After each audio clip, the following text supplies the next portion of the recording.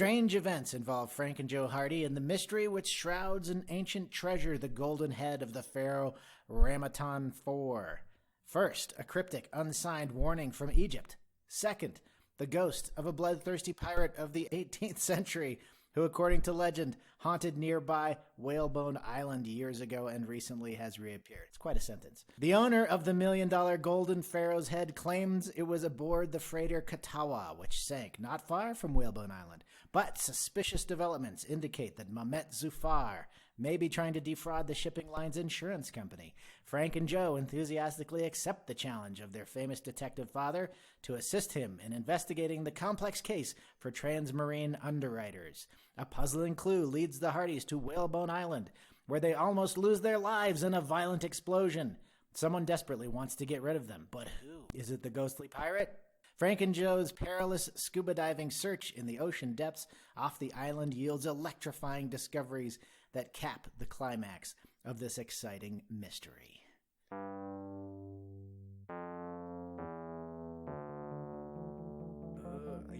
I love this, and I love the illustration too. But yeah, every time they find him in this book, he's just knocked out. Tied up. No, yeah, you don't. I mean, I've never found my dad knocked out. It's 2019 and everyone gets a podcast. Mine is the Hardy Boys Drinkbook. Each week, I sit down with creative and hilarious people to talk about a book in the Hardy Boys Mystery Series. Then we have one of our favorite local bartenders mix us up a custom cocktail to sip while we read. Today, I'm joined by returning guest Adrian Bishop, and our custom cocktail was provided by Sam Nordstrom at St. Paul's Tavern on Colfax. It's a classic old-fashioned that'll make you feel like you just found sunken treasure. Get stuffed in a sarcophagus, crack the world's easiest code, and casually brush off the appearance of a Nazi in the Hardy Boys Drinkbook number 17, The Secret Warning, featuring Adrian Bishop.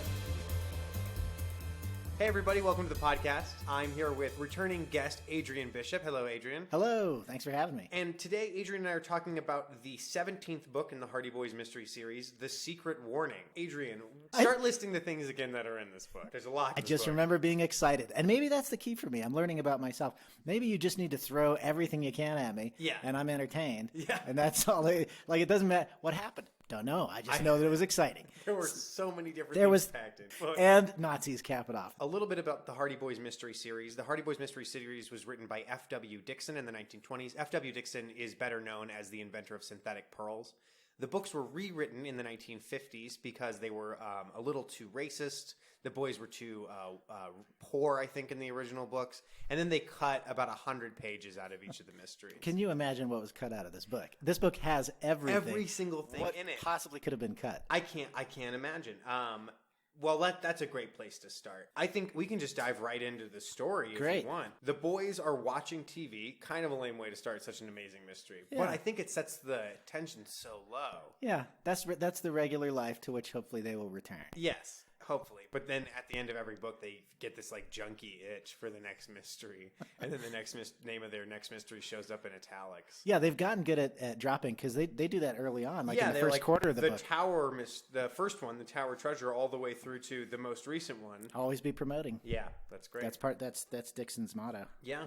Sorry. I did want to say in the beginning of this book, something was cleared up because last time I was on, it was book 2, I think. Yeah, it was way back in Cliff the day. House. Yeah, and there I remember discussing the phenomenon of an internationally famous detective. Well, here he's not referred to as an internationally famous detective. He's been downgraded. Yeah, well now he's nationally known as a crack private investigator. You're right. His reputation has declined. It's declined. Well, we also have established this theory that Fenton Hardy is a master criminal who's running a racket using his boys to run interference. So the idea that he had to bring down his rep from internationally known character. That makes total sense. The number of times that he is knocked unconscious, tied up, it's like, who else would do that? Yeah.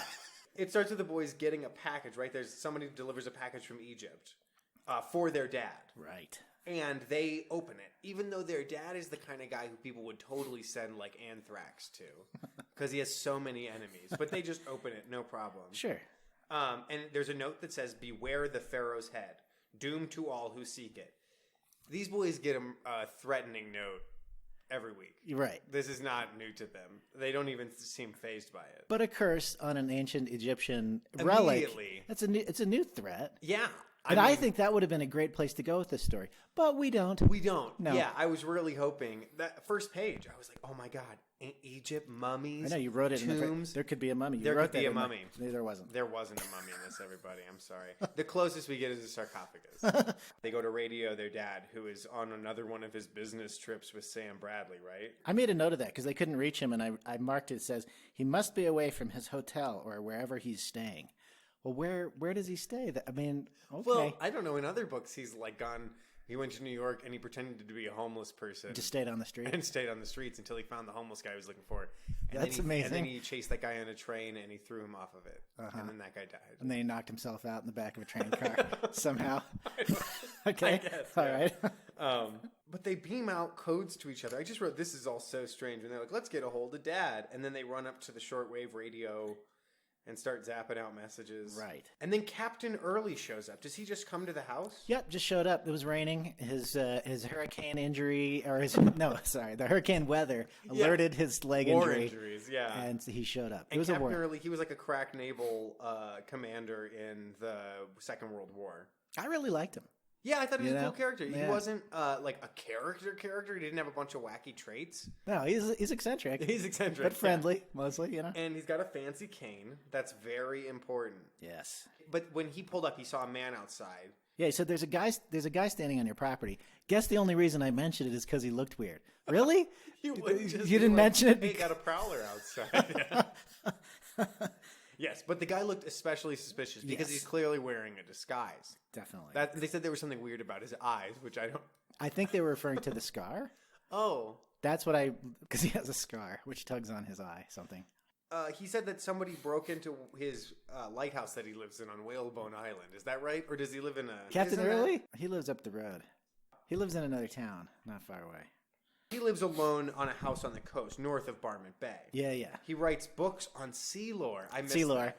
I didn't know what that was. Like the history of the sea, legends of the sea, Just, lore. lore. Okay. Okay. And he asked, are you fellas home alone? At one point, like kind of scoping out the house, which I thought was a weird... I didn't know who he was at that point. I was like, wow. Why But is he asking? yeah, Laura and Aunt Gertrude have gone to a concert. No idea what concert. I think that's great because if your husband is gone constantly, staying in a hotel or wherever he's staying. With his friend Sam Bradley. With his friend who Sam. he takes a His lot of longtime trips with. companion. Yes. You need to get out and get some culture, and they go did. have some fun. They I went think to a concert. That was great. But Captain Early, so somebody tried to rob his house, right? And they didn't take any, but they keep breaking into his house. Yeah. Yeah, several times. So he's going to stay, he stays the night at the Hardy Boys, right? Yeah. Yeah, he just crashes They there. give him some pajamas. Gets into a hilarious row with Oh, with yeah. the aunt. They do also see Red Roger's ghost. He tells them about the pirate Red Roger. That's who right. was There's killed another sighting while they're there. in So the house. guy came back. The guy is lurking around outside dressed as Red Rogers. Okay. He was killed in a sea fight. And then in the middle of the night, they hear a big clatter from downstairs, and Aunt Gertrude has attacked Captain Early, whose first name is, they call him Pearly, right? Pearly Early. Oh, I forgot that he tells this whole story Right. about Tang, the guy who was the lighthouse keeper who went crazy because of the ghost. Yep. He tells them all that before After they the go war. to bed. Right after the war. Yeah, right after the war. But in the middle of the night, they hear this scream. Aunt Gertrude has attacked Captain Early. And they try to explain to him, like, he's our guest, and everything's fine. He's like, I put a note on the mirror to let anybody know that, like, if they came home late, that, like, hey, the guy sleeping in the guest bedroom is not an intruder who went to go put on pajamas and crawl into bed in the guest bedroom. But anyway, yeah, so she beats the crap out of him. And then the next morning, when everything's all fine, a guy shows up wanting to beat the hell out of Fenton Hardy. Yeah. He just, like, kicks in the door, right? That was really out of left field. just, and he barges right in. Yeah. They're, like, eating breakfast. And he just, bam. Where's your into the dad? house. I'm gonna kick his ass. What? I'm calling the cops. So much happening so fast. And he's like, wait, who are you? What do you want? He says, you'll find out, and mighty soon. And then the two might have come to blows, but then Joe comes in, and then the captain limps in. And then this guy yells, you tell Fenton Hardy that if Gus Brock ever finds him, he's in for trouble. And then he runs away. Yeah, that's weird. That's just weird. So was he threatened? Do you think he was outnumbered at that point? I wasn't sure why he didn't fight Frank. He thought, 2 teenage boys and an elderly man. I'm out of here. But I'm going to leave my name in case they call the cops. Yeah, my name. And then Captain Early, they're like, did you know him? And he's like, no. Wait, yes, I do. Right, yeah. He doesn't know at all who he is, and then he's like, wait a second, now that I think about it, I know exactly. I've got other problems with Captain Early's memory, which I'll come back to later. Okay. And apparently Gus Brock was the bosun third on the last destroyer that he commanded, and he had a terrible temper, and had him up before the mast many times. That's pretty cool. And believe I heard later he was court-martialed for threatening an officer. Well, I believe that. Yeah. We find out later that this guy works for like a private salvage company. Right. Everybody's in that game now. Yeah, everyone's in the salvage game. It's the fad this summer. She's like, who was that? And they're like, his name's Gus Brock. She gives him a gimlet stare. Mrs. Hardy does on page 17. I love that phrase. That's so great. She gives him a gimlet stare, I guess means like cool and green. I also underlined one of Gertrude's, Aunt Gertrude. God, her name is so weird. Yeah. Aunt Gertrude's lines right here. This modern underwater craze is entirely too dangerous anyhow. What? Modern underwater craze. Kids are going and getting like little private submersibles and everyone's tricking out their hot rods. Yeah, they're diving down to wrecks and just, it's too dangerous. Partying. First thing you learn when you study ocean lore, so. We get our first leaping lizards on page 18. Sometimes there are as many as 5 in a book. Oh, but I think this might be our only one. Okay. We should have to take a shot when there's a leap. Folks at home, every time there's leaping lizards. Everybody drink right now. Everybody drink. Can I make them drink by saying leaping lizards, or it has to be in the book? It has to be in the book. Yeah, otherwise you're going to hurt people. Yeah. It's too much power. Okay. They get a treasure map. Right. Does that just get mailed to them? Yep. Just mailed to them with an X on it. That's it. No clues. Somebody sent them the end of a different mystery. There's nothing more enticing than a map with an X on it. I mean, you got to go. We got to go to where now. that X is. I love that there's so many things going on at this point. They don't know that these things are related. They get the map, and it says R. Rogers, Whalebone Island, and they're like, okay, well, that's related. Yeah, well, there must be some reason. We'll figure it out. At the end, we'll figure this out. That's what I like about this book. It's exciting. It's a mystery. It's multiple mysteries. Yes. And then, even after you've read it, it's a mystery just unraveling what you just read. Yeah. It's like a mystery on top of a mystery. And the things that characters should know that they don't know when they should know them at different points in the story. Great. Makes you really understand that they cut a lot out. They go to meet Fenton. They have a plan to go meet Fenton on Whalebone Island. They radio him. And they're like, look, we found this map. It's got an X on it. We got to get out there. Yep. And is he going to take his own boat or something? Yeah, he did. He rented a boat, exactly, in town. And on the way out to Whalebone Island, they run into the Napoli, which has Chet and Tony on it. They were just fishing, though. That's not the big deal. Immaterial. That's not when they go have fun. No, there is a reason that matters, though. Oh, why?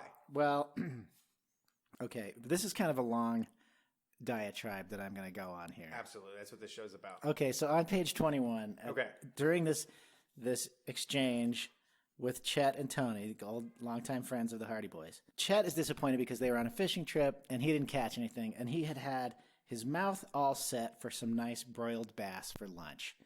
And Joe begins. This is the first of a long string in this book of fat joke harassments against Chet. Welcome to the podcast. Welcome back, Adrian. Yeah, I don't know if you've forgotten, but this is a running theme. It is. They are monsters to Chet Horton. He pats him right on the stomach and says, "But think of the pounds you've saved." Now that's pretty cute, but let me just bring up some evidence here because I've compiled a list of every fat insult in this book. Hearing them all in a row is going to hurt. I think we just need to. Page 31, Joe chuckled. "A spook wouldn't stand a chance against a beefy bruiser like you." Now, that's a backhanded compliment. Yeah, but it was backhanded pretty hard. It was. Page 44, Joe chuckled. "You put away enough lamb chops at Captain Early's to hold you for a week." Page 60. "What's that, breakfast or lunch?" Frank asked with a grin. Iola laughed. With Chet, there's no hard and fast distinction. So now they're getting his sister involved in the harassment. 62, 2 pages later, at the party, just as long as he doesn't whet Chet's appetite, Joe needled. Everyone laughed. 72. Iola giggled. I bet even Chet has a canary's appetite by comparison. So there was actually a gap after this, a good 30 pages before. Where Chet was not harassed. Where Chet doesn't get harassed. Page 104. What cooks? Chet asked, and I wrote a note. That's an unfortunate choice of words on his part. He stepped right into that. Yeah. Not lunch, if that's what you were hoping, says Joe. Now on page 108, Chet's revenge. Chet actually kicks Joe in the butt, but then he falls into a cave. So even when Chet is trying he finds to get adventure. he comes up smelling like roses, and Chet looks like a fat slob. Page 111. It'll give you food for thought when we turn in tonight, in place of your usual bedtime snack. 116. For once, Chet seemed to lack appetite. There you go. That was the narrator getting in on Those it. are all... You're right. That wasn't even the Hardy Boys. That was the narrator being That was Dixon. Even I think he's fat. Yeah. Now, I may be a little sensitive to this because in the past, not right now, obviously, I look fantastic. But in the past, I have carried a few extra pounds. Sure. And, I've carried more than a few myself. Have you, Charles? Yes. Because, listen, from where I'm sitting, the Wefso brothers are a lot like the Hardy brothers. You guys are pretty much perfect in my mind. Yes, I don't know if anybody's seen this. We're spelled Adonises. Yeah, and so normal folks like us over here on this side of the table. Chet Mortons of the world. world. We're the Chet Mortons of the world. I identify with Chet. Also, they don't give him very much good stuff to eat in this one. So there was nothing. There was nothing to offset. Lamb chops, okay. Meringue pie, he got that. That's about it. I know you want those long descriptions of the meals. I missed that. I missed that too. If I'm gonna have my avatar Chet be insulted nonstop, I at least want to know what he's enjoying his meal. Yeah, maybe it's they took all of the meals out and replaced them with new adventures after this first harassment. They tell Chet and Tony about the ghost of Whalebone Island, and then they get a radio call from Gertrude that they found Captain Early's cane. That's what it is. It's not an emergency. She called them as if it was an emergency. But they literally just found Captain Early's cane that he left at the house. Okay. So did he accidentally take? Yeah, he took one of Fenton's walking stick. Why does Fenton need a walking stick? Well, to look fashionable. Yeah. Oh, okay. Yeah, I mean, if you're going walking down by the shore, you might want bring a stick, but you wouldn't think it would be easily confused mistaken for your nice ornate with an ornate carved cane. Well, that's okay. Also, canes are different sizes, so if they must have been the same height. Otherwise, Captain Early would have been like, "What the hell?" Yeah, that's true. Okay, yeah, that's when they're just about out there. Yeah, then there's lights, red lights. Yeah, flashing. blinking, and they're like, "That's Morse code." As soon as they see it, their brains register it, probably like reading. But the thing is, they saw it blink once and then knew that was the beginning of a because otherwise they would have grabbed a pencil and paper and pencil, or did they just? No, I think it just said they. Frank murmured. He spelled out the letters of the message as they flashed. He just knows. Yeah, they didn't write it down. Cool. I mean, that's so cool. But that means that it blinked and they were like, "Look, a light." They probably were like, GER.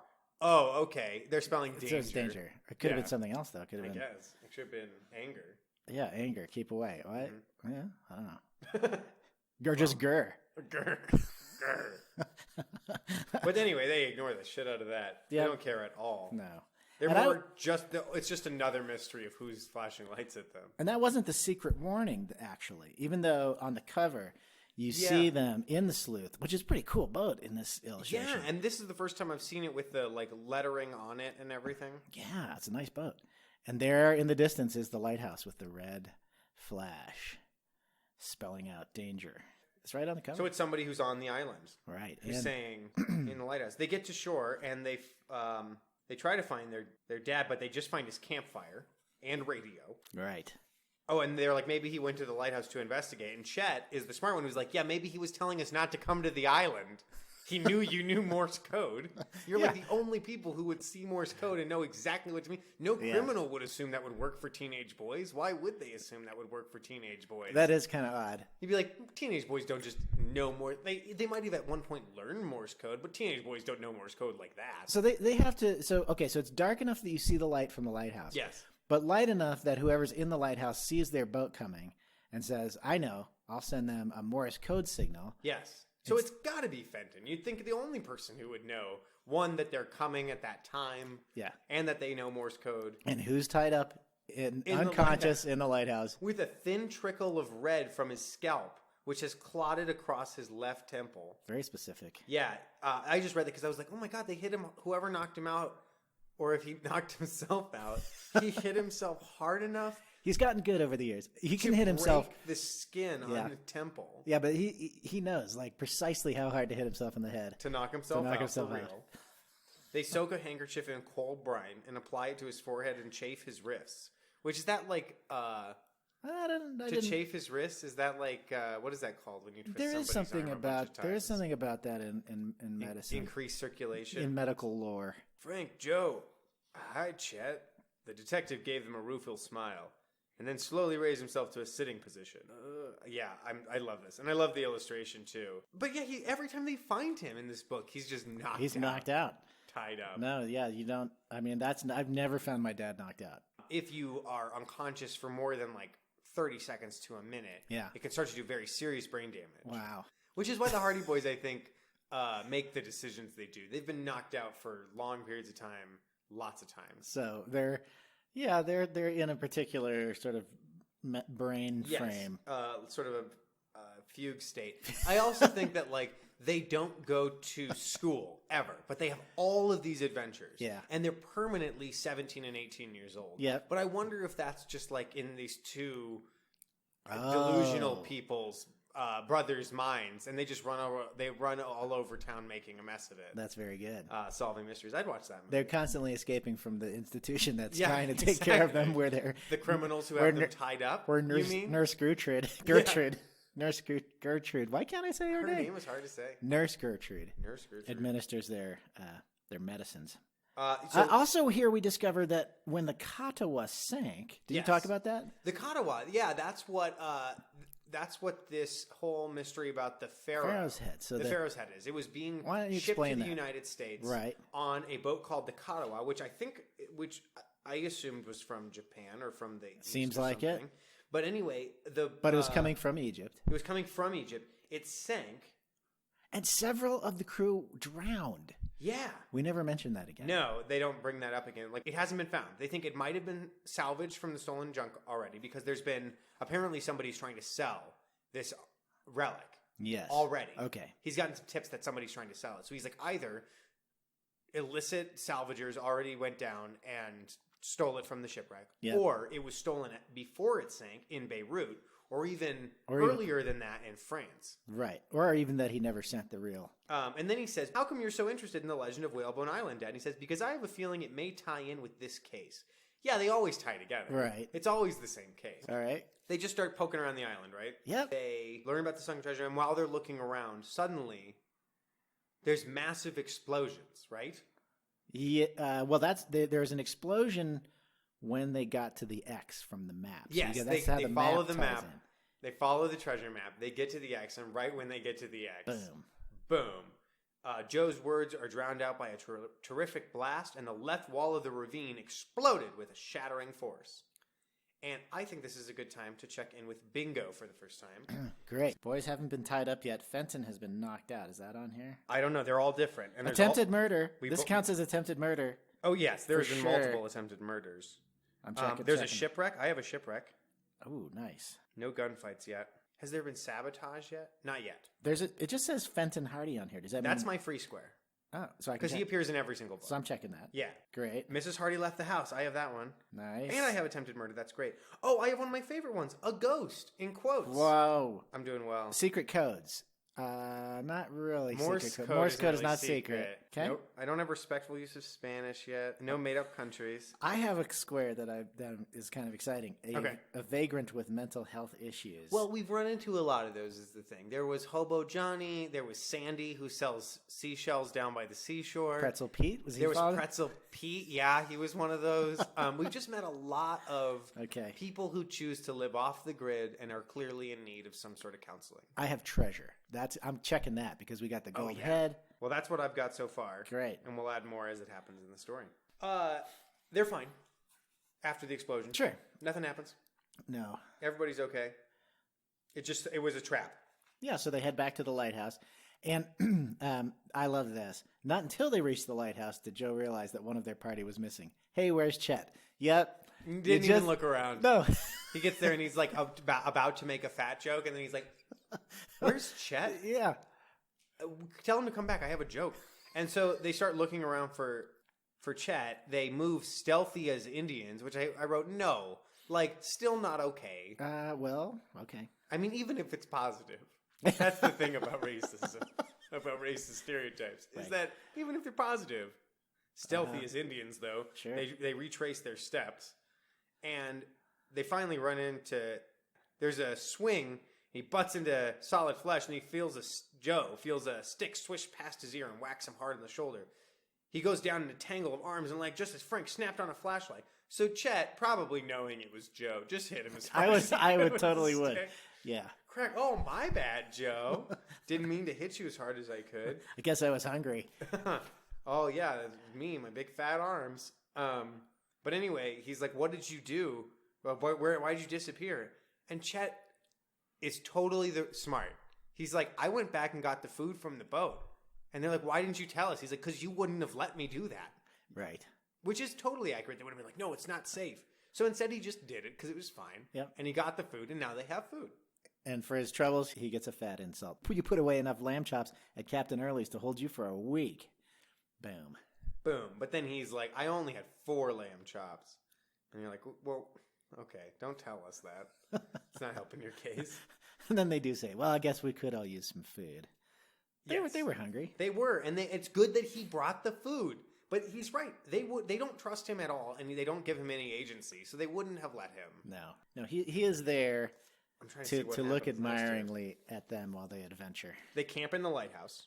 Yep. That night. And then the next morning when they get up, do they see another ghost? Do they see the ghost again or something? No, they don't see the ghost. They just kind of talk about who Gus Brock is, that guy who broke in. Yeah. And smashed up and said he was going to beat up Fenton Hardy. Gus Brock is the chief diver for an outfit called Simon Salvage Company. They tried to get the contract, even put in a ridiculously low bid. But the company has a shady reputation. They've been involved in outright fights and several other unsavory incidents on the salvage jobs, so I advised against them. And then the guy who didn't give him the contract was like, I'm sorry, we can't give you the contract. Fenton Hardy said you were a crook. Yeah, exactly.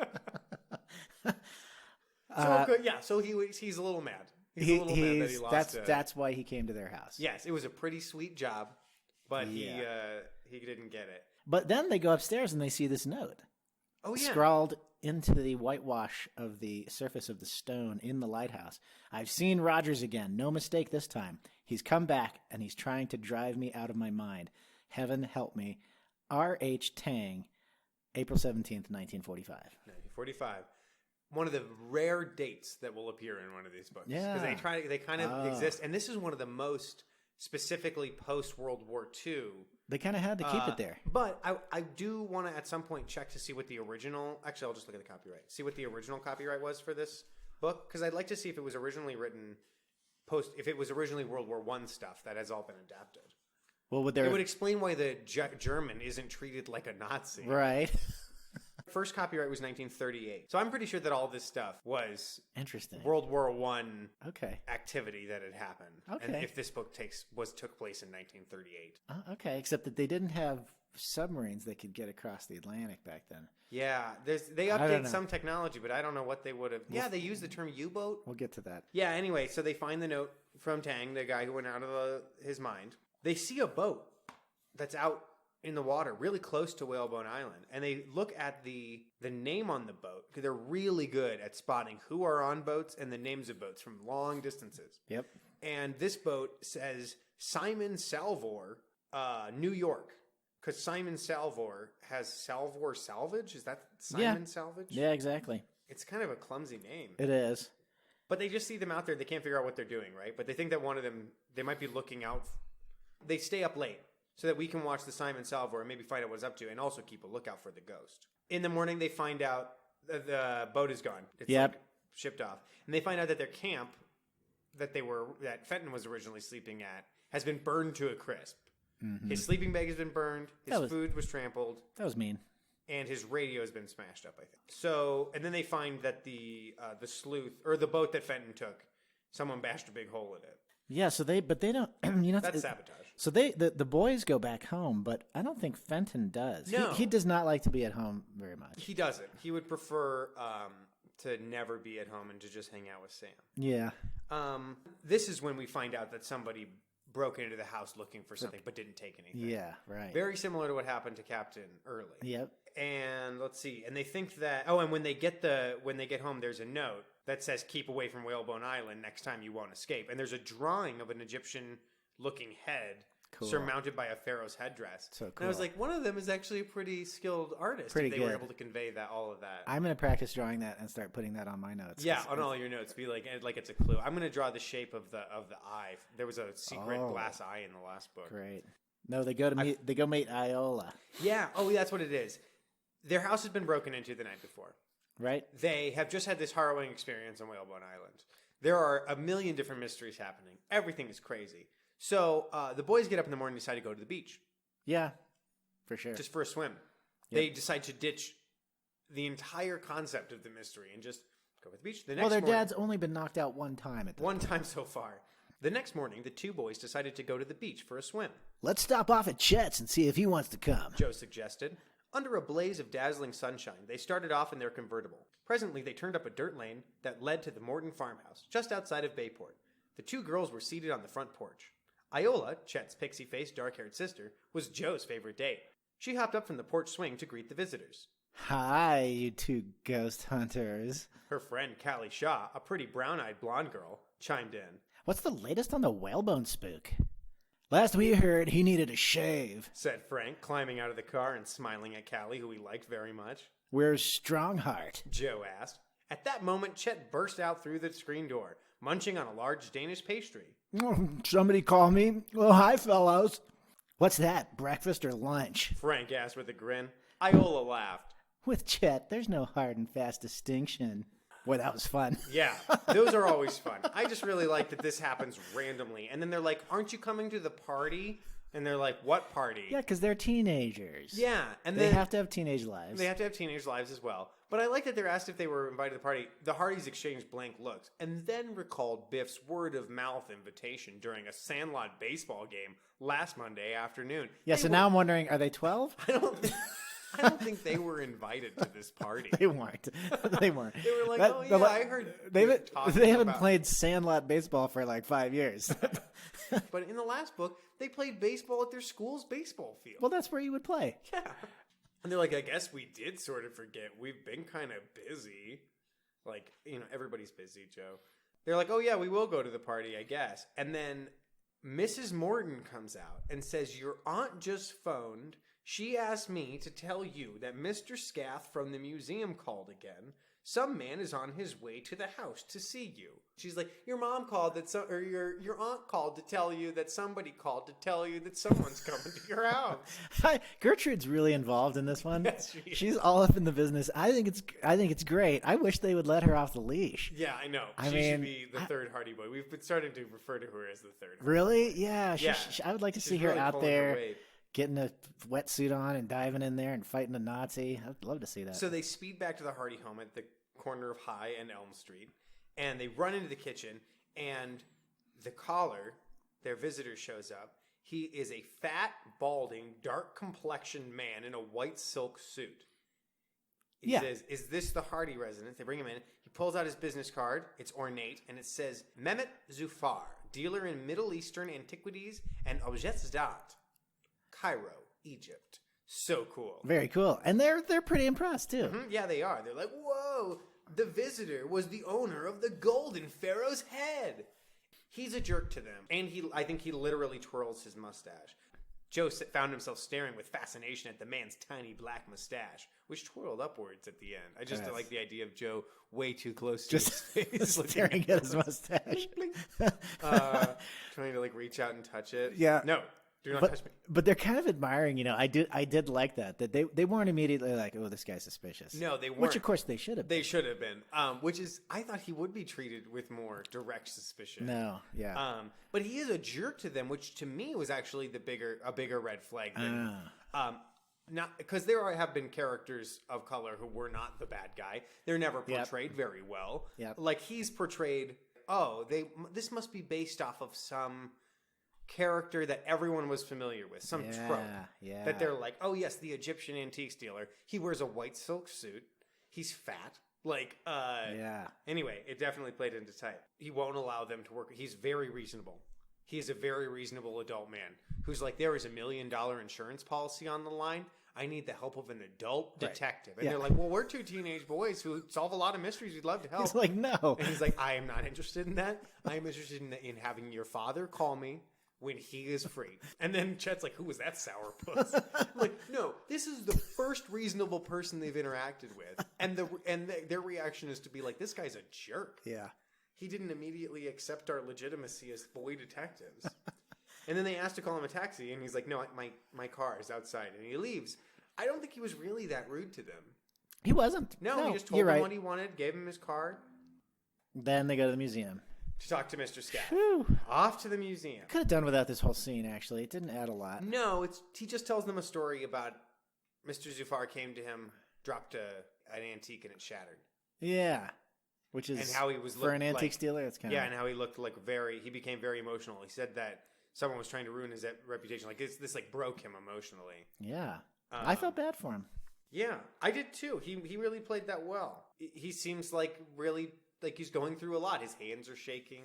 Yep. He's sobbing during this whole thing. His mustache is twirling. Oh, yeah. Just on its own, around and around. And they said, did he strike you as putting on an act? Frank asked. Which I think is okay, he did all these things, but did he do it like, oh, no? Or was he, like, pretty legitimate about it? Was he quiet and reserved in his motion? And the guy said, I don't think he was putting on an act. Yeah. He seemed legitimate. And he said he was looking for a good detective to help him find who's defaming him. And he said, and I suggested your dad, because he's like, who do I know that's a detective? Right. And he should have, I mean, obably, nationally famous. You'd think you'd know he lives in Bayport. You would think that. Yeah. And why is he in Bayport? Because the Katawa sank off the coast of Barmouth Bay. Wow, what a great coincidence. Okay. Yes. I want them to get to this dang beach party. After they thank the curator, they leave the museum, they drive to the beach. After an hour of swimming and sunbathing, topped off by a lunch of hamburgers, soon put even Chet in a more cheerful mood. And then they go, at 4:30, they go and they pick up Iola, Chet, and Callie. Well, Chet's already with them. That's weird. And they go to Biff's barbecue. Yeah, everybody's there, everyone's having a great time, and Joe gets tackled by a big fun dog. Yeah. Because that's what this book was missing. Hold on. Can we check in with her? Is there dogs on the big fun dog in if you have an animal, because sometimes animals show up and are fun. And it'll be like a scary bat. Or I'm going to look. No, but I have a shipwreck. Okay. Checking it. And I have a party. Okay. Because they went to a party. That was a good time checking with Bait. I'm going to check out a party as well. And also, did they go surfing at this party? No, No, that's right. They just went swimming and sunbathing. They went to a surf party recently, so that's on here. A picnic? Does that count? They did eat beans because of Chet's resourcefulness at the lighthouse. Is that a picnic? But no, a picnic is something where you pack food specifically to go to a place and eat it. It's not survival stuff. We've had this conversation before. It's come up. All right. Have the boys left Bayport? They sure did. They went to Whalebone Island. I don't think they've trespassed yet. There's not been a plane ride where nothing bad happens. Okay, we can keep going. Then there's a big fun dog. Did you love him as much as I did? Well, he's who did he remind me of? Who's the comic book dog? Superman's dog, or you mean like no, Marmaduke? Marmaduke. Yeah, he's a lot like Marmaduke. He's a lot like Marmaduke. He's big and wacky. And it seems like Biff may have had that barbecue for the sole purpose of getting someone to take his dog, because he's leaving the country, right? Yeah, he definitely did. I think that's what that was all about. Give me my dog, and hey, who wants my dog? The dog paid no attention. He pranced happily about the lawn, barging into several teenagers and spilling their soda pop. Biff pursued his pet, but the Great Dane eluded him as nimbly as a swivel-hipped quarterback. Watch it, Chet, Tony Prito shouted. He's going for the hot dogs. And then the dog eats 5 Frankfurters and an entire package of hamburger meat. Down. I'm like, that dog's going to get sick. Yeah. And then they're like, don't you feed this poor dog? And Biff's like, listen, he has 3 big meals today already. He tries to convince everybody that he actually doesn't really eat that much. They just saw him eat an entire pound of hamburger. This is something that I really need to pull, like the emergency brakes, though. Okay. And screech to a halt. Yeah. You still haven't told us how you got him, Biff, said Jim Foy, a Chinese youth. Let's talk about Jim Foy. Jim Foy. The boys have a Chinese friend? One, He's an American boy, it sounds like. He doesn't seem like he's particularly Chinese. He might be Chinese to say, he might be Chinese-American. But I love that he's described as Jim Foy, a Chinese youth, and then never speaks again. Yeah. Never mentioned but again. I actually appreciated that. He's just like... I think they're diversity box. casting. Yes. Do they say... Let's see, I think Phil Cohen is in this one as well. And normally, Phil Cohen, at Biff Frantic's request, ran into the house and got a chain link training collar. For the first 4 times Phil Cohen appears, it says Phil Cohen, a Jewish boy. Yeah. This is the first time that he got to drop the signifier. They're like, you know he's Jewish at you this can point. But just the fact that the Hardy Boys have a Chinese friend named Jim Foy that we have never met before and might not ever meet again. And he has one line. He has one line. It has no plot significance. It could have been given to anybody. They're like, you know what they need? Chinese friend. Make the book more cosmopolitan. I have to imagine that was a later addition to that. They were like, they need to have a friend who's specifically not just a white kid. Just work it in somewhere. And he convinces. Does he convince the boys? He's like, he's a good guard dog. Yep. You should. So they bring Tivoli home, and I love this whole thing. Laura's like, we got a shipment for your dad. It's down in the basement. It's a big old giant crate, person sized. She does say that, huh? I think she said That's something. amazing. And she's like, yeah, it's like as big as a person. And then she's like, oh, who sent it? She's like, I didn't ask for a copy of the receipt. Yeah. Thanks, I'm Gertrude. like, great. No, that's Laura. That's Laura Hardy. Oh, that was back. Oh, she's back. Yeah. But see, in my man, head I missed canon, her. Laura Hardy spends most of her time pretty tranked up. She's one of those Valium. Okay. She's in a Valium cloud. Yeah. And most of the time, because if your family was constantly in danger, your husband's constantly leaving with Sam Bradley. It's a coping skill that you need to have. You go to the concerts, you go see the movies, you take the pills. But she did not get a carbon copy of the receipt. And she's like, the handwriting was illegible, so it doesn't matter. Aunt Gertrude is not happy about the Great Dane. Laura doesn't seem to care. No, she doesn't. You're right. She's definitely tranked up. Yeah, they're like, call your dad at the hotel, and he's like, he and Sam must be out of their rooms because I couldn't reach him. Yeah, okay. But they try to lock him in the backyard, and he howls. Oh. And then they try to lock him in the, and he howls because there's a prowler. Oh, yeah. He's being a good guard dog. Yeah. And then they lock him in the basement, and he's freaking out in the basement. And they're like, okay, he does not like being down there. Something about being down there is making him very upset. Could be the person in the box. Well, hey now. Don't spoil the mystery. Sorry, everybody. You can take a shot for that if you want. Okay. Yeah, but anyway, so they finally let he gets up and he sleeps in Joe's bed or something like that. They just allow it. Yep. And in the middle of the night, they think that another person has tried to break in. Tivoli runs down there. They hear a fight. The intruder gets away, and the intruder knocked the dog out. Hit the dog, a Great Dane, hard enough that it knocked the dog unconscious. That's terrible. And it turns out that, there was a person in that crate down in the basement. Sorry, I spoiled that. Sorry. No, that's okay. And in that person-sized crate. And the reason that the dog really didn't like being down there was because he could smell a person. But anyway, so they find the crate, realize a person. That's a scary thing, actually, I think. That's really creepy. It is. That's extremely creepy to have to. I kind of and thought it's about the third time that their house has been invaded. Yes, again in this and one again. book. Like someone kicked in a door while they were having breakfast. There's people on the property. Yeah. Someone came in the middle of the night. Now there's someone who shipped themselves into the house. Yes. I kind of thought that if Fenton Hardy received a person-sized crate sent to his home, it was going to be Fenton Hardy inside being like, I had to mail myself home.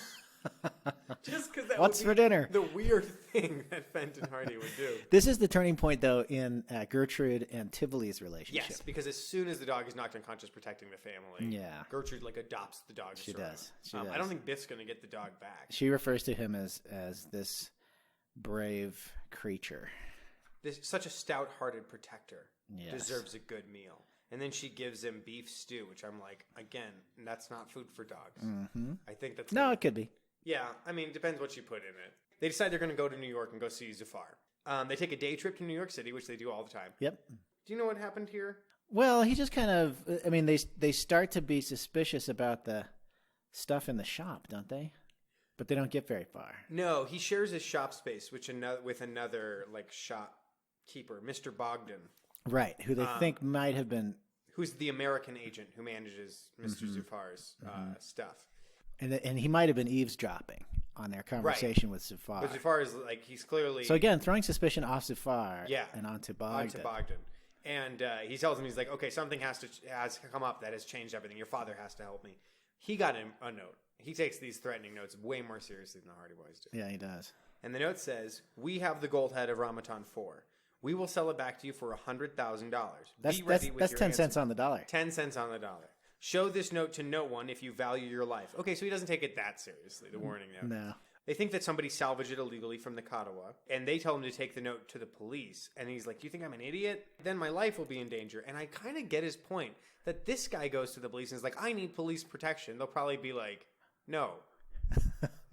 I just, I feel like maybe he might get locked up. Oh, yeah. Yeah. And he's like, well, you clearly don't care that much. You showed the note to us. He's like, that's different. Your father's not the police.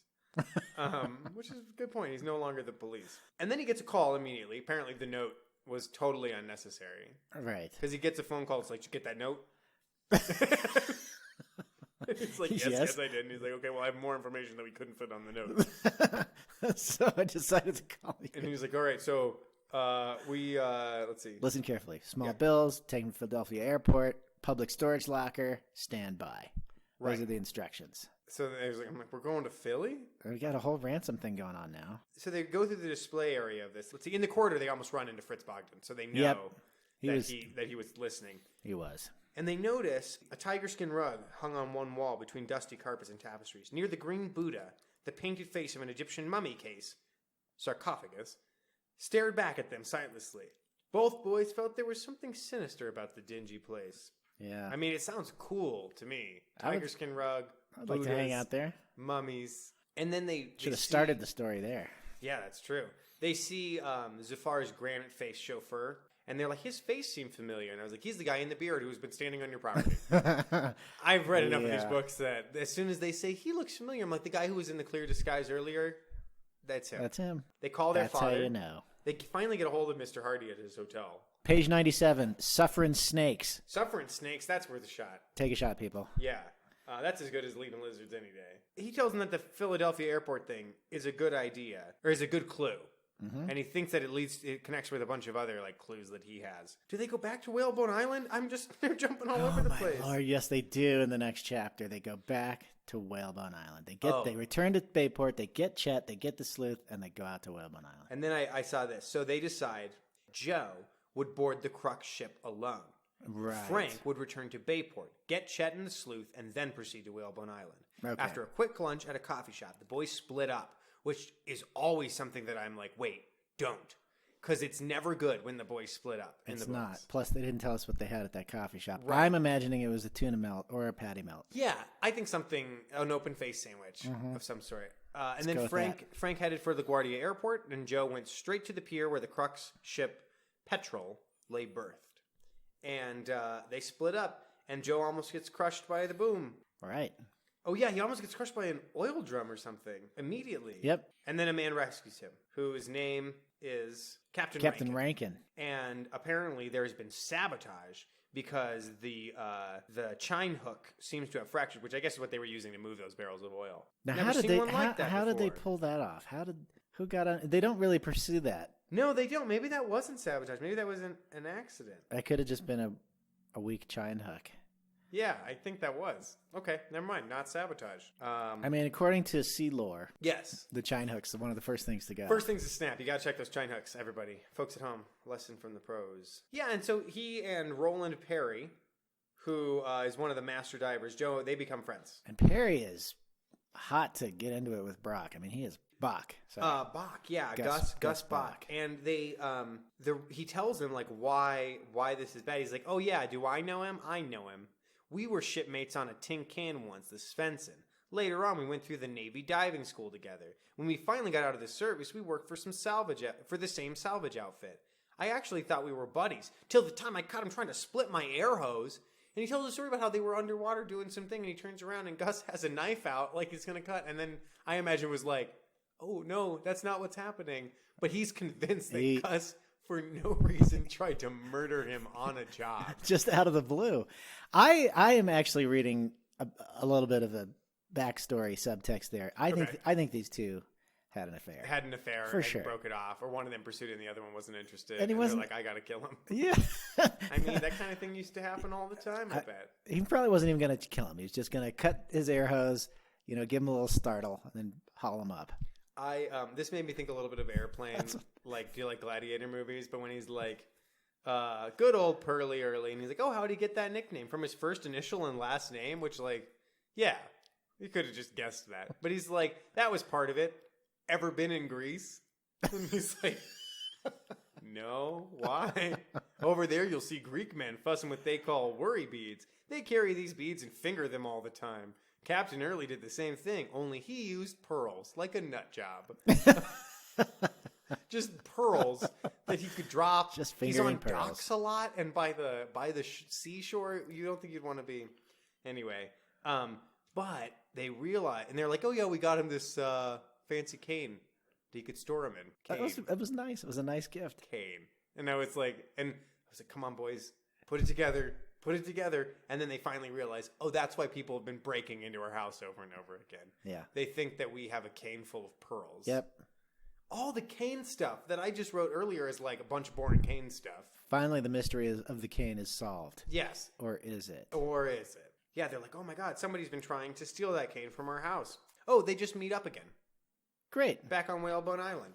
It's the first time they've ever split up and not like face life-threatening danger that the other one has to rescue It them. was fine. Your concerns were for naught. They do check inside the cane, though, once they're back together, and it's empty. Yeah. There's no pearl. So they think that the bad guys, Maybe they got him. they got the pearls from them when they were either they must have been the It guy must have who been the was- second time. Why break in?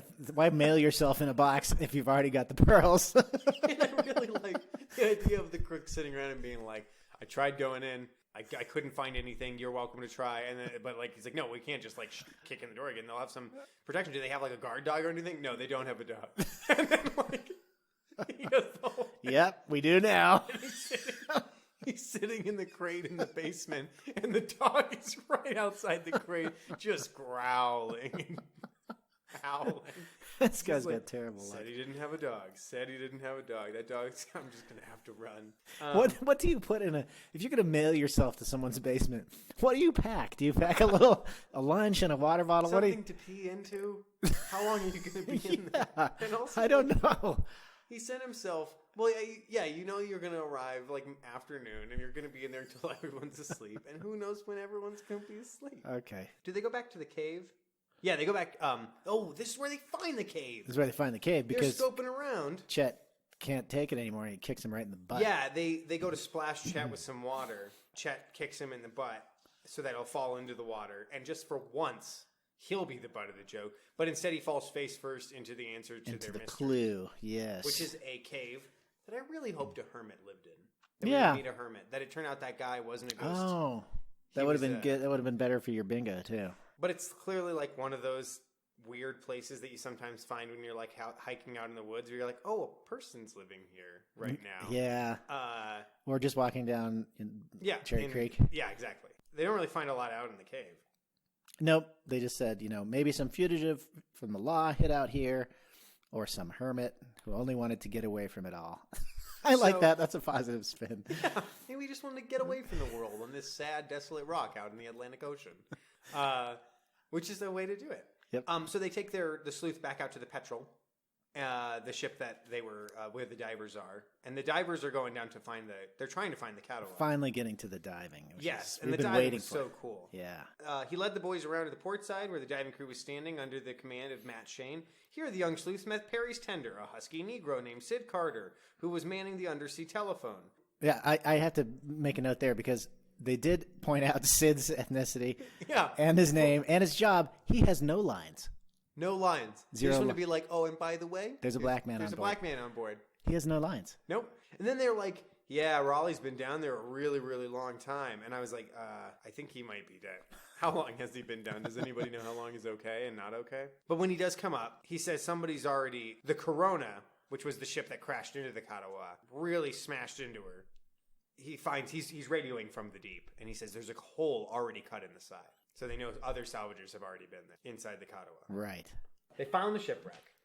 They think that Savor salvage. Well, there's a lot of things going on here. Okay, so A lot of things. So Let's do some recap. Yeah, the whole point, like, Fenton was originally hired by the insurance company. To prove that this thing went down with the ship. Yes, that the bigger ship hit the smaller ship. Yes. And caused the sink.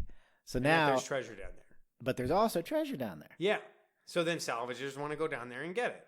Yes. But then also, the thing that's this treasure down there is currently floating around in the black market. So it's not down there. No.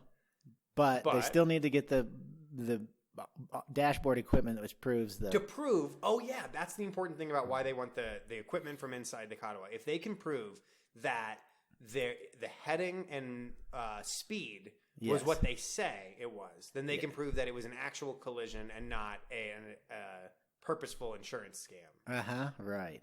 Okay, that's why they're trying to get that equipment. But all the equipment is already taken. Yep. Which, that confused me, but I think it's just to throw them off It confused everybody, but they do recap that. Yes, and they talk about how it was to throw us off the trail. They radio Captain Early to let him know about the cane. They radio him from the ship. And they tell him, like, hey, we found out about the cane. And he's like, oh, I don't keep pearls in the cane anymore. So that was just for nothing. That was for nothing? Or so we think. The whole cane thing, the pearls in the cane thing, not a real deal. No. Yeah, and they're like, well, maybe somebody heard about it and was trying to steal my cane because they thought there were pearls in there, but that's, like, crazy. Those pearls, how many pearls can you fit in a cane? It can't be worth that much money. I like to think that it's like one of those transparent, like candy canes full of M&Ms. For sure. But it's like that. It's full cane size, filled with pearls. So how much are we talking? I think you're talking about hundreds of thousands of dollars worth of freshwater pearls. All right. Is it worth mailing yourself and breaking into his house twice and... I don't know. You know, if it's full of pearls, I think it might be worth all of this. Fighting a dog. Thinking you maybe killed a Great Dane, which I think that would just tear you up inside. They're like, dude, I had to kill a dog tonight. And I hit him with the cane that I was supposed to be stealing. This is terrible. They go back to the cave to check it out more, see if they can find any more clues. And then Gus Bach and his crew of baddies, his Nazi friend, Kraus, is that his name? Something like that. Gus Bach shows up with a lanky, bald-headed man with tufted, sandy eyebrows. They're like, stow it, Perry. And they basically, Perry and Gus Bach want to fight each other a lot. And then the bald-headed guy is like, Nein, Bach, lass das. So he shouts at him in German, which I was like, I'm sorry, what? We do not want trouble. Yes. That's my, That's great. I love it. I think the bad guys just split, basically. Oh, Captain Rankin shows up, and he's like, you guys, stop it. Stop fighting. I think this is Bach's new boyfriend. This the sandy-haired German dude? Yeah. And, that's why it's especially painful for Perry. Perry's immediately ready to fight. Yeah, because he tried to cut his hose, and now he's off gallivanting around the seas. With other guys. With this other when he said he German was the one guy that wasn't available. Anyway, everybody splits and goes back to their own ships. Yep. And they decide to go back down, dive back down. Is this when the boys dive down? I think they go down, but they're not allowed to go on board, right? No, but just the fact that they're like, it's an incredibly dangerous mission. We're doing deep sea diving in a shipwreck. You boys can come down, but like you can't go in the shipwreck. But you can hang out like around the shipwreck. Yeah. And you're like, no, they shouldn't be down there at all. What if they touch something and shift everything, or they don't know what they're doing? Yeah. But anyway, they go down, no problem. They find out that the telegraph and tachometer are gone. They have a whole recap chapter. And that's nice. Yeah, double disappearance is the recap chapter. Oh, great. And so they just why discuss don't we check in with Bingo one more time, see if we've had anything new. They haven't been tied up. Okay, I've got something. What you got? A submarine. Wait, no, I don't. Sorry. I have one called A Plane Ride Where Nothing Bad Happens. Yeah, so usually anytime they get in a plane, something bad happens. They've been to New York. Well, they took the train. They did? Yeah, they take trains. What about New York to Philly? and Philadelphia. Both? Okay. Yeah. Actually, wait. One of them went to LaGuardia Airport to fly home. I know. And he took a plane ride and nothing bad happened. So you can check that out. I got that one too. Explosion? Has that happened? Oh, yeah. That huge explosion, attempted murder. That's explosion. right. I'm pretty close. Boys leave Bayport. If I had school, I would nail this one. So sorry. But we don't have it. Yeah, I don't think I'm going to complete it either, but I'm really close. Because if I got the respectful use of Spanish, I could. That is a great one. They got back home, and Aunt Gertrude loves Tivoli now. Yeah. They're best friends. And I hope that she just keeps him. I hope he shows up again, but I'm worried that this dog is just never going to appear again. Yeah. And Biff's going to take him and then be like, oh, I got rid of him. And that's all we're going to know about that's Tivoli. really sad. Yeah, that dog will never go on any cool adventures. He actually doesn't. He just stays at home with Aunt Gertrude. They become friends. So Sam Radley he meets them at the Philadelphia airport terminal. He gets out and he tells them that when they opened the airport locker, they found a walkie-talkie and it said to listen in. And then Saturday night, they had to keep listening in the hotel room until Saturday night before they heard something. He told his dad to go to Market Street. Yeah, because go meet somebody. Well, yeah, because the walkie-talkie said, "Hey, where's Mamet?" Yeah, and they were like, "Well," and Fenton said, "I'm Mamet's agent. You can talk to me." And they led him down. They're like, "Come meet us." And then Sam didn't go with him as backup. No, he tailed him. I tried to follow him in another cab, but lost him in traffic. Bad detective. Yeah. Haven't heard a word from him since. You don't have shortwave radios? What's going on here? Everybody else has shortwave radios. But he thinks that somebody got their dad. And they stay in a hotel and they go to bed and they immediately, they wake up in the night and there's another prowler in their room. Another prowler. No safety. How many prowlers are there in this book?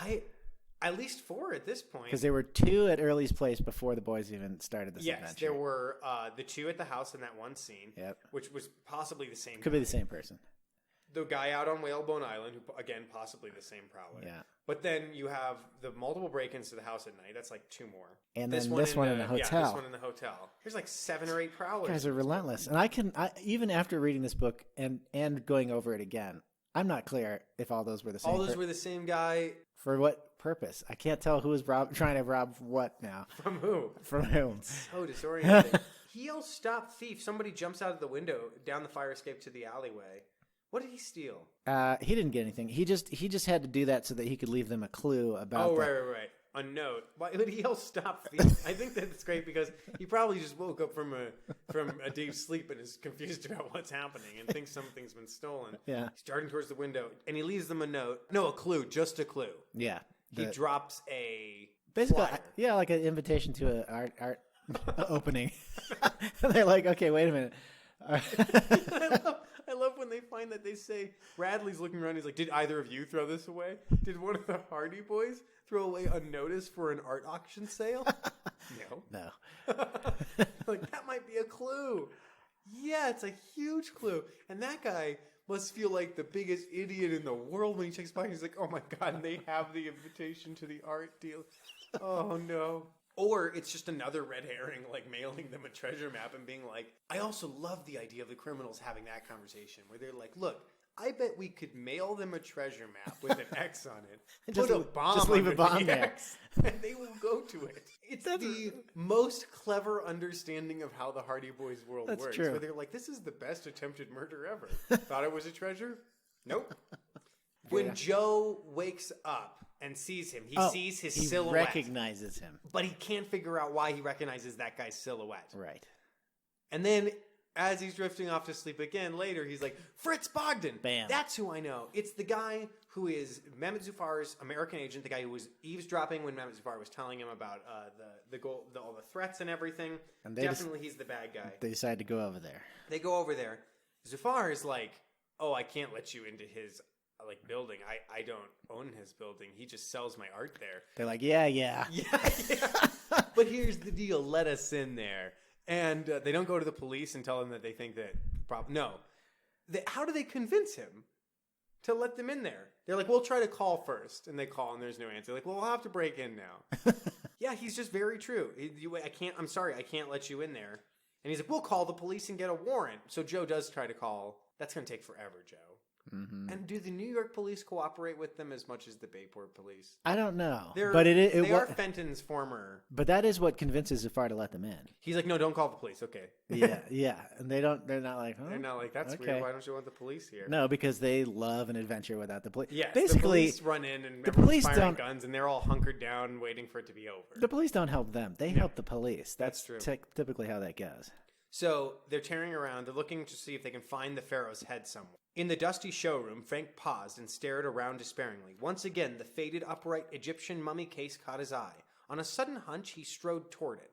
"Joe, Sam!" His cry brought the others rushing over. Frank pointed to the several tiny borings in the case. "These look like air holes." Together, the three pried at the mummy case until Joe found a catch. When Frank and Sam wrenched off the lid, the trio gasped. Wedged inside with eyes closed was the bound and gagged form of Fenton Hardy. Yeah. I'm surprised. That's the last Now, I was really worried this time because Frank felt Mr. Hardy's wrist and found a weak pulse. That's not a good sign. No. That's not just knocked out. No, that's clearly something's going on with You take him to the hospital immediately. No, they put him on a sofa in Bogdan's office. And then he sees the green... Joe's eyes bulge, and he says, the green Buddha. He suddenly, realizes that the Buddha has, a discoloration at the neck of it. Right. And he's like, I think this Buddha needs his skull x-rayed. And he goes to twist its head off, and Zafar's like... Don't do that. Don't! You may damage the... and he's like, relax. If it's a one-piece bronze, I can't damage it. And if not, and then he twists Just it. pries his head off. It's good logic. Yeah. It turns out that that was the lower portion of the neck, which was fitted inside the necklace, showed that none of the greenish bronze patina. Instead, it appeared to be hard-baked clay.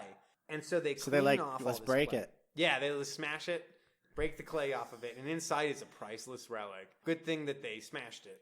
They took a hammer to it. The Golden Pharaoh. Yes, they did. Yes.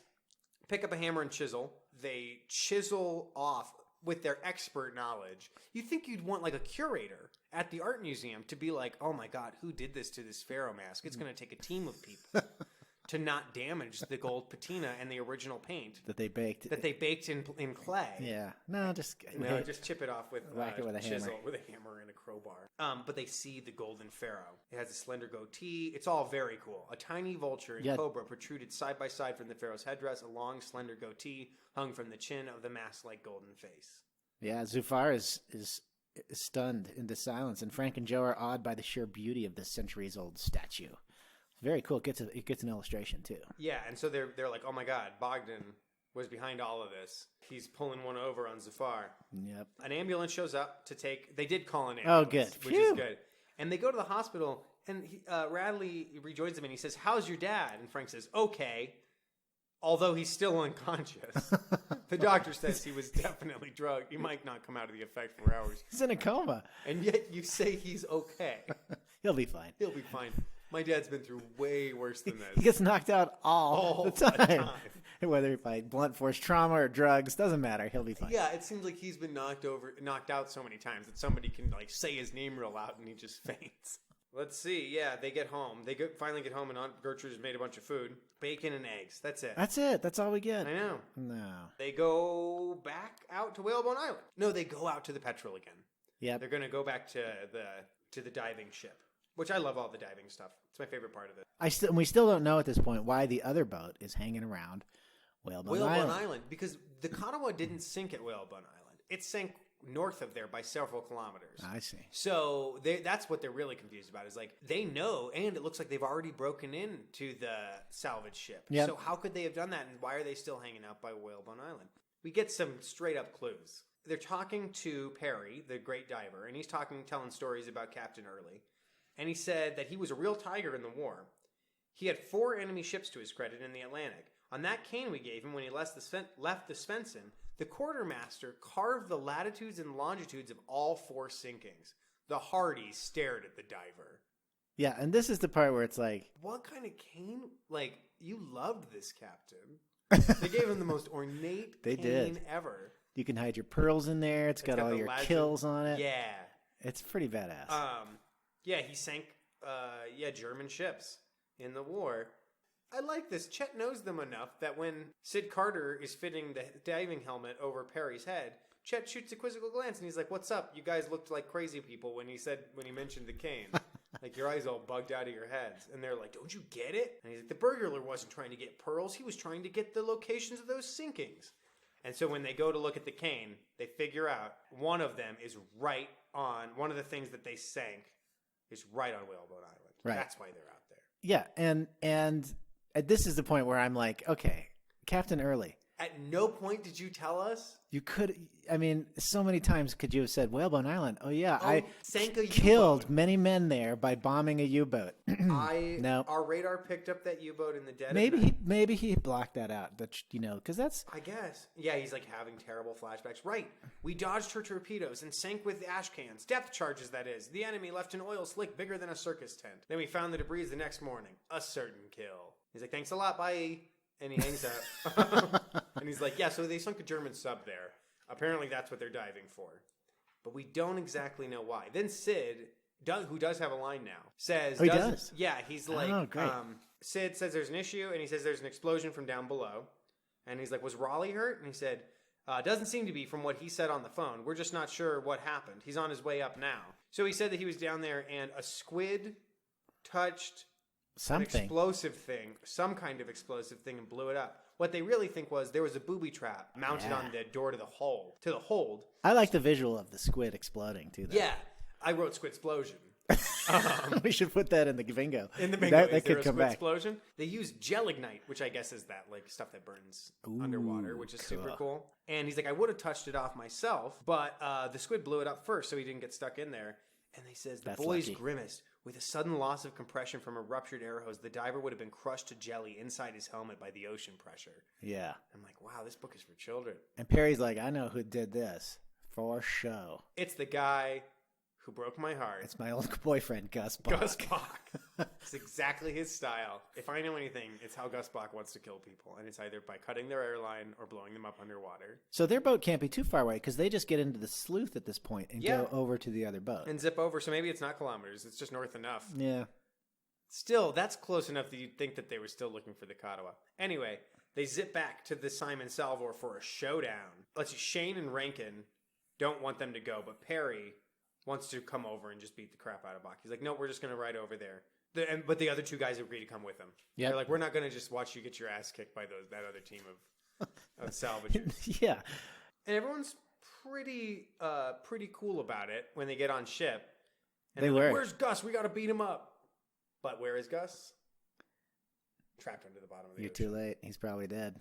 Yeah, they're like, oh, well, good luck because he's been trapped on the bottom and he's lucky to see daylight ever again. Huge twist. Yeah, big twist. Which, if he was just like hiding down below, I think that'd be great. Where they're like, too bad, no, he died. They would have. Yeah.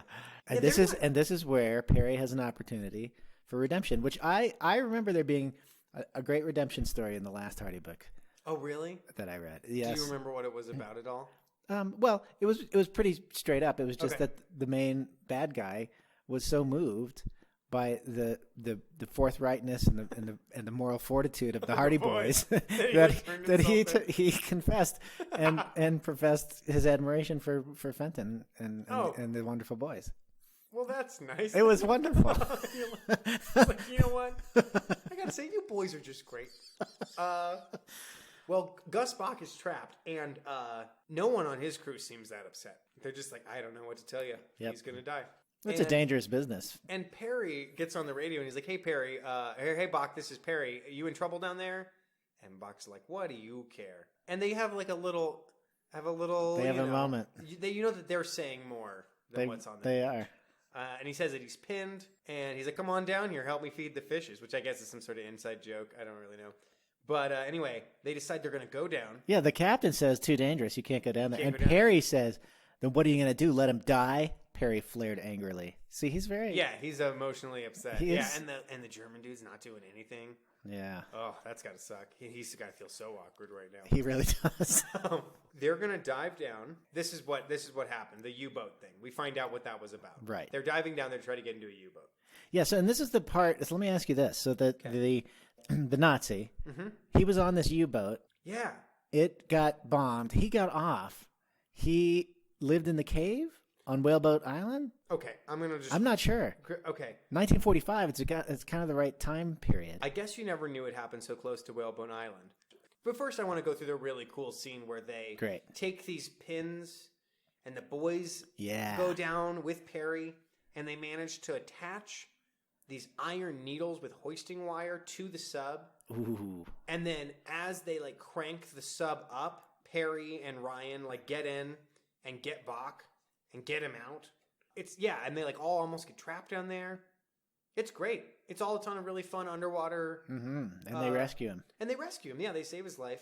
No. Frank said to Bach. How about telling us what you fellows are after aboard the U-boat? The diver opened his mouth to reply, but Krauss cut him off sharply. Tell him nothing, Bach. Nothing, do you hear? Shut up, Krauss. Bach retorted. These guys saved my life. I'm not only going to tell him, we're going to cut him in, see? Ignoring Krauss's protests, he turned back to the boys and Perry. You know what's down there in that sub? 500 grand in American currency. That's what a cool $500,000. Chet's eyes grew as big as saucers, and the Hardys were just as startled as their chum. $500,000? How do you know? Perry asked Bach. Krause here was a torpedo man on it. Bach went on to explain that in the closing months of World War II, a group of top Nazis had fled Germany aboard a U-511 with a fortune in American currency. Heading where? To South America? Frank broke right in. Right. Until steering trouble and dogged pursuit by Allied subkillers took them far off course. The U-boat had then hove to off Whalebone Island for repairs one night and sent a reconnaissance party ashore. Krause got separated from the party and was stranded when his mates were suddenly called back to the ship. Because of the Svensson. Chet spoke up. Bach nodded. The Germans sighted Captain Early's destroyer. Then the Svensson engaged the U-511 and sank her, but Krause thought it got away. So Krause was the red-bearded apparition who scared the wits out of Tang, the lighthouse keeper. Put in Joe. Bach chuckled. Bach chuckled. Whatever, okay. Let's Are we done? Yeah, that's enough of that. I just love all of that stuff. It's and amazing. The fact that, escaped Nazis. But Krause is a Nazi, and he is the ghost. Yes. That harassed the Tang in the 1940s. Yeah. And they don't care. They don't care. He's still part of the salvage team. They're treating him. That's why it feels like this must have been an updated thing for World War so I. too. Because World War I, it's like, I fought in World War I. I was on the German side. And you're course like, you were. oh, yeah. You're like, yeah, well, you're German. They made you. In World War II, it's like, I was a Nazi. Yeah. You're like, it's so dark that they don't like, well, you're probably guilty of some war crimes. Do you want to come with us to the police station? Mr. Krause? Do you have papers? Papers, please? Yeah, so they But everybody's friends now. They're going to cut him everybody's friends now. They're going to cut the Hardy Boys and the other salvage company in on this $250,000. which is a great ending to the story. The end. The end. Except Whoops. oh, they find in the Katawa. They eventually manage to dive into it, get into the hold. Oh, good. After the Bach thing. And Bach has gone on his own way. Okay. His salvage team went off to do their own thing, keep working on the submarine. They go back to try to see if they can find whatever is in the hold. The hold. That they booby trap. That somebody booby trapped. And it shouldn't be a gold head at this point because we've got the gold head. We already do. But they find the golden pharaoh head. Again. And they bring it up. Oh, they immediately check it to see if it's real. Is it real? It's not real. I didn't think this one is gilded lead. And then they hear a voice up on the deck. There's tear gas. People are firing guns. It's all crazy. Mayhem breaks out. And they're being attacked by Mehmet Zufar and Fritz Bogdan. And I was like, oh, dang it, Mehmet. I thought you were not going to be a bad guy. I was like, we're so close to the end, but no, I just got to stop expecting. And he was in cahoots the whole time. So why was he so actively pursuing Fenton Hardy as his detective? When they were going to have to knock him out and drug him and put him in a sarcophagus. Twice? I don't understand any of that stuff. Why did they try to get Fenton Hardy involved at all? They should have tried. They're like, no matter what, let's not get a detective involved. I wouldn't think you would. You'd want to get a crappy detective. There's a crappy detective in Bayport named Oscar Smuff. Is there? Oh. Yeah, and he showed up a couple of times. And really, he should have been like, who's the worst detective in town? Right. And they would have been like, Oscar Smuff. And they would have been like, hiring we'll that hire guy. Oscar Smuff. Yeah. But Oscar Smuff would have just fallen ass backwards into solving the mystery some other way. He probably would have ended up dead with all these people out there. The stakes went up. This reminds me of one of my favorite movies, which is The Life Aquatic with Steve Zissou. I love this battle scene here. Especially this line. This is piracy. Piracy and murder. You'll all pay for it with your life. It's just like we're being hijacked. But the boys have the perfect strategy for holding off certain death. They just ask questions. Because the boys have a superpower where if they ask someone a question, that person has to answer the question. Even if it's incriminating, even if they're in a hurry. And so all they ask with tear gas blowing around the deck. Yeah, but they're like, eyes streaming. Why did you go to the house that night? And he's like, the reason we went to the house. And they go through every point of the story, tying up every single loose end. But he's really gloating. I mean, it's not, But the boys, it seems like to me like they were just trying to stall for time, but they don't know anyone's coming to save them. No. And their plan was, Mehmet's plan was to have the real Pharaoh's head. In the Buddha. Sell that on the black market. Check. Take a fake one, put it in the Katawa that will ship sink. it to New York. Ship it to New York. That boat sinks. Yeah, So but he didn't know it was going to he sink. didn't know it was going to sink. No, but that was the second thing that happened. So he's like, oh, well, now I have an opportunity Get the insurance. to get the insurance for it. But then he also Still has the gold head.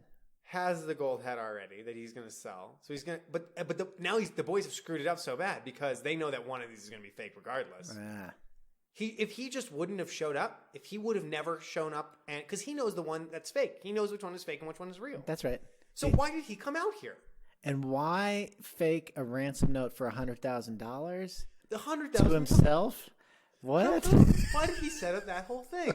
If he would have just not told anybody, the divers would have gotten down there. They would have found the fake one. Oh, he needed to recapture the fake one. He did need to recapture the That's fake one. why. He needed to Because get now that they knew that the real one was out there, he needed to make sure that nobody thought. Yeah, he needed to get that and sell it. My head is spinning. I know. He needed to get the fake one back, sell it, so that he could keep the real one. That's what he needed to do. And then, yeah. That makes more sense, I think. Oh, my God. I don't know. But It's then why crazy. get the insurance involved? Anyway. And a detective. Why hire a He's detective? obviously a master criminal because he's paid off the radio man, Harry Agner? I don't believe it. And I'm like, I don't remember Harry Agner. No, I don't remember meeting Must him. have been cut from the final book. But while they're tied up, at the very last second, Gus Bach and his buddies Yes. storm the ship and beat up the bad guys. And I'm like, oh my God, there was a full character arc. Yep. Gus Bach went from kicking in the door of their house at breakfast time, saying he was going to kick their dad's ass, to saving their life from certain death from an Egyptian antique stealer. Yeah, and bringing them half of his stash. Half of his stash, which they open to look at that sweet, cool, soaking under the water for several years, $500,000. And what, it's fake? Yeah, they open it, they're stoked, $500,000, and two teenage boys go, yeah, it's probably fake. And they're like, oh, They're like, yeah, how you're would right. you even know? And he doesn't even, like, touch it. Because if he would have touched it, it would have been all wet and stuff. But he looks at it and he's like, oh, we once helped our dad in a case involving counterfeit money and learned a few pointers about detecting phony currency, which actually did happen in one of these books, where he's like, the way you could tell a fake dollar bill, and they walk through some stuff. One way is the paper itself. I'll bet anything this isn't the same composition as paper used for American money. Boom, just crushed. This is. Bach stared glassy-eyed. He could have told him later. The guy just saved their life. Yeah, they could have been like, yeah, and then like, oh, unfortunately. I'm really sorry to tell you. I kind of expected Gus to just shove that kid in the water. At that point, like, let's hit it. Let's get out both of here. he and Perry would just. What a bunch of saps we were. All that trouble we went to, and the dough turns out to be fake. Krause could only shake his head and mutter, "Ach du lieber Himmel." And I was like, what? Something about Himmel? I don't know what that means. Should we look it up? Yeah. Ach du lieber Himmel. Heaven. Heavens. Good heavens. Heavens. Hey, were the boys tied up during that? Yes, they were tied up. I'm checking on my bingo card Oh, I here. think I I got got that one that. as well. That was a Yeah, because gunfight. this is basically the end. I mean, they... That was a gunfight. I'm checking that. Submarine, got that. Yeah, we're getting a bunch here. Submarine, gunfight, boys tied up. I got a lot of boxes, but I did not get a bingo. I got 4 in 2 directions. Oh my God. But I'm blocked by school. Didn't happen. And I'm blocked by a vagrant with mental health issues. Oh, it's too bad. If Those are either really of those- fun too in the books. What do Yeah, you- I don't think that Krause has mental health issues. No. But he was a vagrant for quite a long time who lived in a cave, made no attempt. Well, I mean, he was a Nazi. He was He was a He was Nazi. an escaped Nazi. He was a torpedo guy? Was he the torpedo Yeah, guy? he was a torpedo guy, so he was probably guilty for the deaths of many Americans. Yeah. But he also clearly had no interest in rejoining the war effort. He made no effort to go back to Germany. He just was like, I'm going to just be a hermit for a while. I'll be a ghost, and then I'll be a job salvage guy on a salvage rig with a guy who was also in the Navy, army, in the yeah. Navy. It's just a little strange. It's strange, but I really appreciate having a Nazi in the book, but then somehow having the Nazi not be the bad guy of the story. Yeah, I think Krause and Perry and Gus all. There's some sort of I think they all went off to New York after that. great, had a great old time. Yeah. That sounds fun. That's a nice ending. Well, that was a hell of a book. Wow. Just Wow. slamming. Wow. Any final thoughts or any final notes that you missed or anything? Let's see. I didn't appreciate not hearing about what they ate. No, that was weird. I thought there was an extra fat jokes. But if you weigh the number of fat jokes against the number of mysteries that they had to get into and then it was solve. Actually, it's pretty even. I can't even think of how many mysteries there were in this book. No. Almost every chapter introduced a new mystery. Some were abandoned. Some were not tied up until the very, very end. Well, this was so much fun. Do you have anything you want to plug right now? At any rate, new episodes. Watch At Any Rate. Great. Well, thank you so much, Adrian. Thanks, Charles. We are at St. Paul's on Colfax, St. Paul's Tavern. How long has St. Paul's been here? Since November of last year. We opened on Halloween. It seems like you guys popped up pretty quick. Yeah, we kind of came up out of nowhere. We didn't have a sign for a long time, so we were kind of the best kept secret on Colfax for a little while. And then you went and ruined it with your beautiful sign. Yeah, our beautiful sign lit with a 60-watt bulb. Okay. So we are looking to get that sign with a little bit more power eventually. Oh, okay. You don't want to. You're not trying to stay a secret. No, we're not. No We're not bar that is cool. trying to stay a secret. Not that cool. We did do an interview once at a hidden bar, and their whole thing was to not have us refer to them as speakeasies because that's illegal. So we just have to kept saying hidden bar, and that's not as fun. But that's even less cool than speakeasy. So, do you enjoy making cocktails? I'm a big bourbon and rum guy. So Okay. I like. I was into rum for a long time, and then I finally, when I started working here, I started getting into bourbon because we have a really good selection of the stuff. And then I started kind of got my game down with the old fashions, which is sounds like a pretty easy drink to make, but it's actually surprisingly easy to fuck up because you can always put in way too much syrup and then cover up the flavor of bourbon, or you can just not put enough stuff in there, or use weird ingredients, trying to be creative, and just make a horrible drink that no one's ever going to want to sip on. So that actually sounds like a perfect opportunity. Would you walk me through how you make an old fashioned? Yeah. Tell you what, you want me to make one for you while you're sitting here? That would be great. Okay. So you got your highball glass here. And so the two most important ingredients are orange peel and really, really good Angostura bitters, and the right amount of sugar. So usually the traditional way is to do a sugar cube and then put the bitters on top of the sugar cube. Right. But because we don't have cube sugar, we just use simple syrup. So start out. So we use 4 Roses bourbon is our well. So 2 ounces of bourbon, 2 dashes of bitters. People always get confused about how much a dash is, and you're like, it's self-explanatory. Literally 1 dash. It's measured. It measures itself. It's like these little. It's like exactly. speed pours. 3 seconds is exactly 1 ounce. And then the traditional way is to do like a half ounce of simple syrup. I think that's too much. So I take this. I pour about a 3-second little dealie in there, and then one of the most important things you can do is to express the peel over it, so you get those really nice concentrated essential oils right over it. Nice aromatics. Yeah, run it alongside.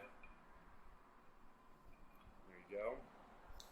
Put a little bit of ice in there, not too much. You don't want to water it down. It's just going to be straight bourbon for the most part. And then make sure you get the entire glass covered in peel. Stick that nice fancy peel in there, and then stir it up. There you go, boss. That's it. That is gorgeous. Well, that will be It's got a beautiful color. It's got a nice orange color. Oh. And complements well with the orange peel. And I didn't have to watch you like mash a maraschino cherry into it. Yeah, we don't really do that. I mean, that's purists, I guess, will do it that way. But okay, maybe. I think it's too much. I always want a really nice old fashioned, and I always get one that's incredibly sweet. So you're a man after my own heart when I see you just do that small amount of simple syrup. Just to put out the hottest part of bourbon. So, what's your favorite part about working in a bar on Colfax? I mean, honestly, it's just I've always wanted to bartend, and when this place opened up, so I was working at where St. Mark's coffee shop is down on 17th. Sure. Yeah, so I was working there for a little while, and there's the guy who owns 17th Street Liquors on the corner, a little Laotian dude named Ty. Okay. He owns this place. I mean, I know that liquor store. I know the guy. So if you know the liquor store, you know Ty. And he comes in all the time to my coffee shop and just helps himself to coffee. And he's a great guy. I mean, we've known each other for a couple of years since I've been working there. And I heard rumors that he was starting up a bar. And just literally one day he comes in, he's like, "Hey, you want bartends?" And I've never bartended before. Like, okay. I drink a lot. I like to have a few drinks on the end of a shift and on the weekend, but I never bartended before. So I was like, "Yeah, shit, I'll give it a try." how hard can it really be? Like, Yeah. I know bad bartenders that have been working in the same bar for years. As somebody who has both bartended and served coffee, I have people who were much more particular about their coffee than they were about their cocktails. It's true. But there's a lot of crossover there. Yeah, because like after a couple of even okay cocktails, you're not really gonna care anymore that much. You know, No. like you're four shots of bourbon deep. You're not gonna care. you don't care how about- exactly your old fashioned is gonna be made. Speaking of which, Yeah. before I move on, because Yeah. like I always say, I'll pretend like I haven't been like wanting to drink this the entire time. That is so good. Excellent. Perfectly balanced. Thank That's you. fantastic. Thank you. I really appreciate that. So yeah, I jumped on board. He started this place up. I mean, that was it.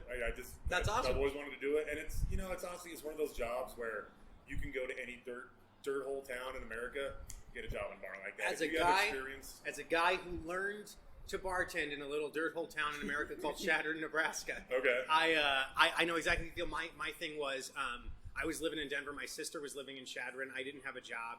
She said, "Come up here for a week. I'll teach you how to bartend." Yeah. And then it was like that was it. Yeah. You know, like I was bartending after that for Yep. 4 years. Yep. And it's one of those skills.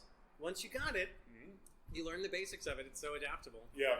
So, how are you a native? Are you from Denver? So I'm from North Dakota originally, but I moved here when I was like 2. Okay. So I've been here. So for you're like, as local as most. yeah, more I'm local than 32 most. years here in Colorado. So Okay. Yeah, that's I'm local. enough. That's yeah, enough. Yeah. Yeah, we're from South Dakota. Oh, really? And, What part? The Black Hills. Okay. Yeah, down on the west side of the state. And we always say like, one, they split the states the wrong way. They should have been east and west. There's a river that runs through both states. That's true. That's true. But people have always asked us if there's rivalry between South Dakota and North Dakota, and I always say there's not enough of us to Yeah, really. that's exactly it. It's like we gotta stick it's together. playing like 2-on-2 basketball. Like it's not really enough to really like get a big Get a deal big going. rivalry Yeah. going.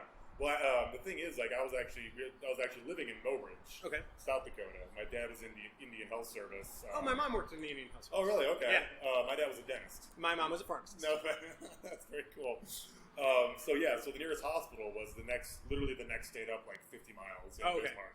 That was the nearest hospital. Oh, wow. And it was actually kind of a weird story. I don't know if this is true because every family has like their own lore about like Oh, yes. things like that. So apparently, when my dad was driving my mom to the hospital to kick me out, apparently there was like a house on fire on the way, and my dad had to stop and like rescue people out of that burning house. And then like a little ways down the road, there was like a family of like Sioux tribe people that was like in a ditch and didn't have any coats, and he had to like stop and take care. I don't know if that's remotely true whatsoever. Yeah, Like, well, it's a good a good story. Like, yeah, it's good. I'm gonna say there are a few things that would make me not like feel the need to stop and help somebody who's stuck in a situation, but a pregnant woman probably would definitely be I'd be like, I'm so sorry, we have to go. But like, here's the thing: like, I actually would kind of believe that because I was born in the middle of December.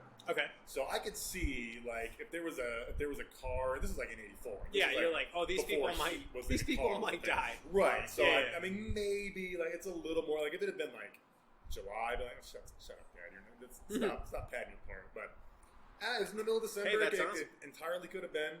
I remember vividly it being very desolate up there and very cold, and everything was a long way from everything else. So man, who knows? Maybe I did have a cool birth stories. What a perfect description of the North and South Dakota area. Oh, man, It's it's just cold God's and country open. up there. It is absolutely Yes. God's country. Yeah, nobody Beautiful. lives there but him. So back to St. Paul's. Obviously, the name you're on St. Paul and Colfax. Yeah, no relation to St. Paul City.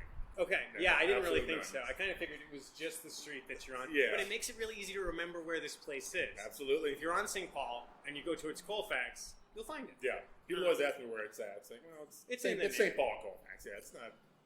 would've So thought that'd you be said that obvious. you open on Halloween. Yeah, so we opened on Halloween was our first like official day open. Okay, but you didn't have your sign yet. Didn't have the sign. We really didn't do any advertising that I know of. How did it go? Well, actually, it was pretty fortunate because it was on Halloween, so all the parents were taking their kids up and down Colfax to do the trick or treat. That's a lot of good word of mouth. Yeah, Parents walking by being like, exactly, hey, and they were bored out of their skulls taking these like little rugrats to each place getting candy. Yeah. They finally see a place where they can stop off and get a little treat for themselves. So we ended up being like packed the house the first night. That it was is great. We're only allowed to have 47 people. I think they had like 55. I think we kind of pushed the legal limit there. But The door opened. So I'm The going door to opened, say yeah. for the record, some of them were outside. A little bit of spilling out. Yeah. Not with their drinks. No, Okay. of course not. No. Everything was perfectly on the up and up. Well, that's awesome, man. I don't have a whole lot of other questions. Have you ever read a Hardy Boys book? I've never read a Hardy Boys book. I used to read the Boxcar Children. Okay. Yeah. Very similar group, style of writing. Kind of the Babysitter's Club kind of stuff. Kind of that like late 80s, early 90s, like young adult serial stuff. That was going on. Like Goosebumps too. Yes, I've read a lot of Goosebumps. Oh my god, Goosebumps was the shit. In the Making it work 90s, for 'em. the Hardy Boys rebooted themselves. Actually, I think in the 80s as like the Hardy Boys case files. Okay. And they tried to like make the books more serious. So okay, so it went they're from like tracking serial killers. yeah. Like, So it went from them rapists being like, and we stuff. gotta bust these bandits to like.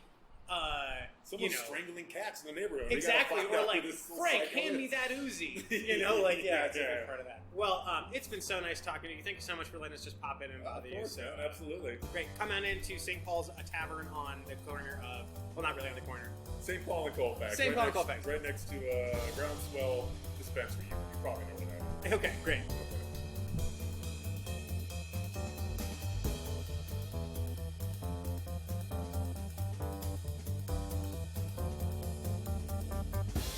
The Hardy Boys Drinkbook podcast is produced by Jack and Charles Wetso.